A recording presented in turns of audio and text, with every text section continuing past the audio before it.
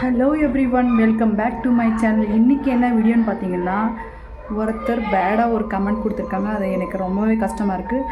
அந்த விஷயத்தை பற்றி தான் உங்க கூட பேச வந்திருக்கேன். வாங்க வீடியோக்குள்ளே போகலாம்.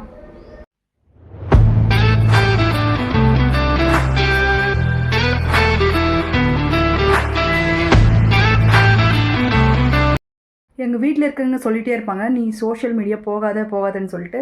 இல்லை, நான் போய் தான் ஆகுவேன்னு சொல்லிவிட்டு நான் டிக்டாக் பண்ணிகிட்டு இருந்தேன், இன்ஸ்டாக்கு வந்தேன், இப்போது யூடியூப்புக்கு வந்திருக்கேன். நான் ஃபேஸ்புக்கில் இல்லைங்க. ஆனாலும் ஒருத்தர் ஒரு கமெண்ட் கொடுத்துருக்காங்க, நவீன கழிப்பறையா. இல்லை, என் ஃபேஸை பார்த்தா அப்படி தெரியுதுங்களா உங்களுக்கு? இல்லை அவங்க அக்கா, தங்கச்சி, அம்மா அவங்களுக்கு போய் அந்த மாதிரி கமெண்ட் கொடுத்துட்டு வந்து எனக்கு கொடுங்க. ஏங்க அடுத்தவங்களுக்கு இந்த மாதிரி எல்லாம் கமெண்ட் கொடுக்குறீங்க? நாங்களும் ஒரு ஃபேமிலி ஒரு கேர்ள் தானேங்க.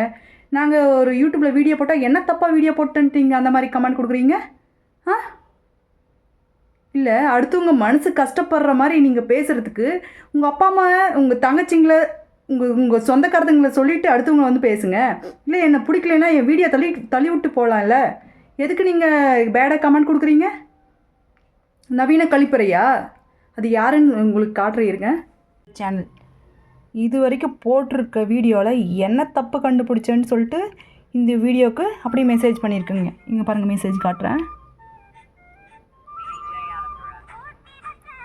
நைஸ் அக்கா இவங்க, ஓகே இவங்க சபா பராசக்தி போயிட்டு வந்துட்டீங்களா, கோமதி என்ட்ரி கொடுத்துட்டீங்களா இவங்க, ஓகே. இங்கே பாருங்கள், சிரஞ்சீவி நவீன்,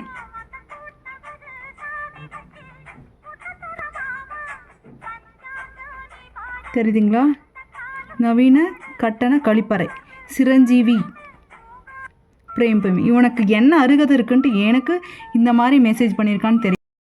இல்லை, தெரியாமல் தான் கேட்குறேன். இந்த மாதிரி அடுத்தவங்க வீடியோவுக்கு தப்பாக கமெண்ட் கொடுத்தா உங்களுக்கு என்னடா கிடைக்க போகுது? சிரஞ்சீவி என்னடா கிடைக்க போகுது? எதுக்குடா எனக்கு அப்படி கமெண்ட் பண்ணியிருக்க? என்னை பார்த்தா நவீன கழிப்பறை மாதிரி தெரியுதா? உங்கள் குடும்பம்டா நவீன கழிப்பறை, நான் இல்லை.